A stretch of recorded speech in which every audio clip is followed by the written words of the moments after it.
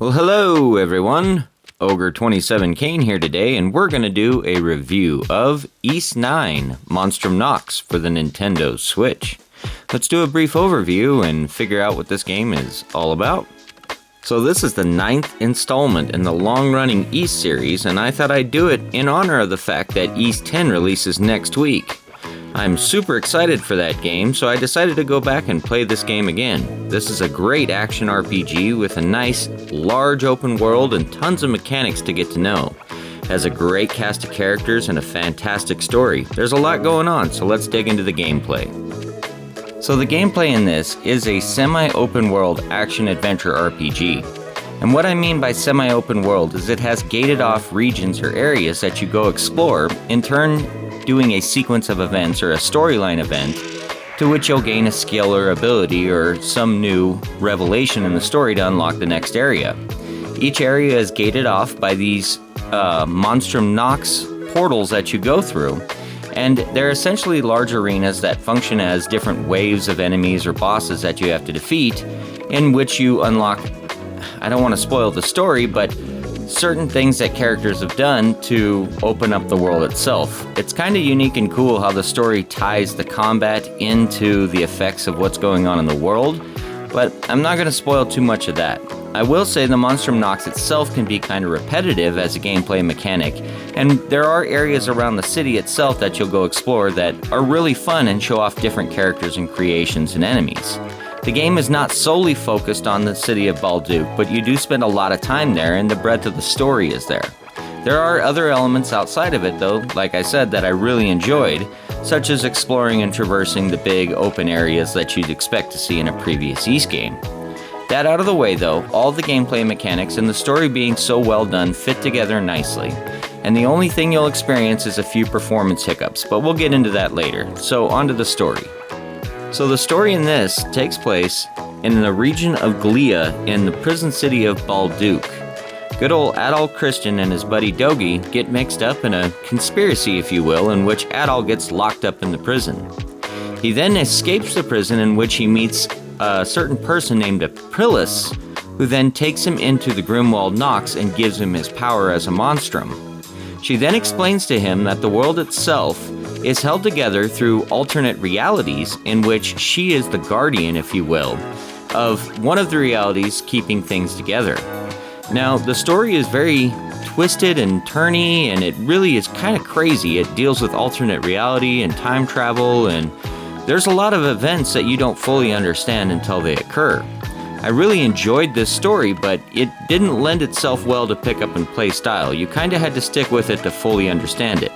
Now that being said, there is a journal and a map and things that you can utilize to get yourself back in, and you can reallocate yourself at any time, but there's certainly a lot of elements to this story. It's not as cut and dry as any of the Ys games. They certainly put a heavy emphasis on it in this game, where I would say that maybe Ys 8 maybe had a better story, but it was a lot more linear, very simple in how it worked. This is a great storyline, and I'm not going to give any more away, so without further ado, let's do controls and audio. So we'll start off with the controls, and if you're familiar with any Ys game out there, they are very, very well done. They have extremely good timing, the animation is very precise, and there is no delay between changing a button or moving between a character or stringing together a combo or a special move.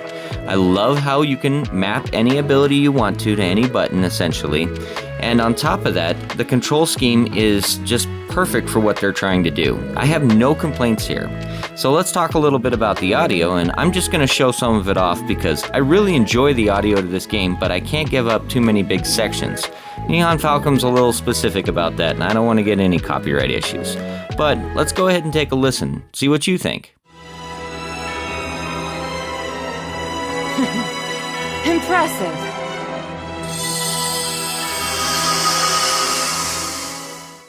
You are nearing the cusp of the truth.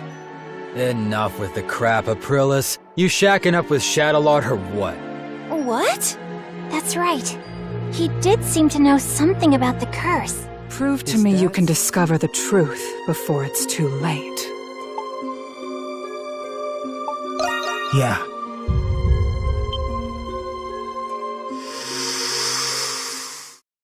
It's kind of weird. The animations are definitely stilted in these games, but the voice acting is pretty well done and I highly enjoy the audio. The soundtrack is really good too, and I'm going to show that off at the end of the video with a certain boss fight. There's not a lot I can show you there because I feel like they'll hit me hard, but I can only speak highly of the audio and the sound quality in this game. It's fantastic. Nihon Falcom has always been great at this, and they're great at making you feel at home and feeling the emotion of the music as it's happening. So let's jump into the combat now. Alright, so the combat in my opinion is the shining point of this game. It's an absolute blast to play. The only thing that holds it back are some of the performance issues. When you get around a bunch of enemies, it will have some slowdown and it will have some frame rate skips. This aside, it did not affect me getting fully through the game, but it did frustrate me from time to time. Now you have a regular attack, and then you have your right bumper, if you will, that you can utilize in tandem with other buttons to trigger your skills. You have 4 different skills you can have equipped at a time, and you can level them up through use. You can then switch with the A button between 3 different characters which all have different abilities, slash, pierce, and break damage essentially. Now, each enemy that you'll face has different weaknesses in which you want to switch to these, and you'll generally be switching back and forth in every battle. For the most part, a lot of enemies are fairly weak to Adol, so you can stick with him through a lot when you're not sure, but you will need to utilize this triangle, this triad of weakness, if you will. There are some items and abilities that you can equip later on in the game which can change what your damage type is. This is fairly useful when you're trying to level up certain other characters which share damage types with some of the ones that you enjoy playing the most. But I highly enjoyed this, so let's do graphics and animations now. So first up, I have to start out with the performance. And from what I understand, this game was originally created as a PlayStation 4 game and then ported to the Switch. When they were essentially downgrading to get it onto the Switch, a lot of things were lost in translation. The frame rate is not very good, as a matter of fact it was halved, and on top of that, the game suffers from frequent crashes. Not a lot, I want to say about 5 per playthrough, which is about 70 to 80 hours if you do a lot of stuff. It's enough though to frustrate you when it happens on a boss or an important part of the story. Now, I personally don't hold a lot against this game because I understand how constrained they were with it, but I have really high hopes for Ys 10 because from what I understand, Ys 10 was developed with the Switch in mind and has a much more stable frame rate and performance to it. I would have loved for them to go back and address this through patches and possibly bring this game up to date, but they didn't, so you do have to deal with this game being a bit of a downgrade compared to its contemporaries. That aside though, the art style is fantastic, and the animation does hold up, so let's do conclusion now. So in conclusion, it is nice that most everything is complete on the cartridge. There is some DLC to download and there is a ton of cosmetics to buy, but none of them are really that important. The game also comes with a full color manual, thank you Nihon Falcom for giving us goodies, and it is a good value. I highly recommend picking this up because it might become valuable someday. Ys 8 has become really valuable. So go ahead and take the risk on this, and even if you have to wait till after you play Ys 10, it's a standalone story, and it's worth your time, and it's worth your money. I really enjoyed making this as this is one of my favorite series of all time.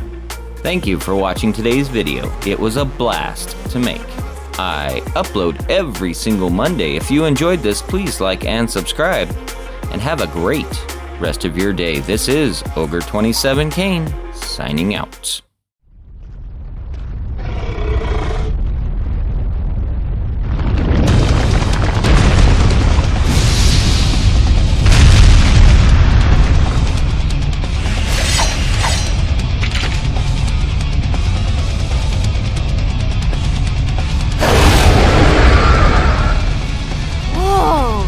One weird-looking dragon.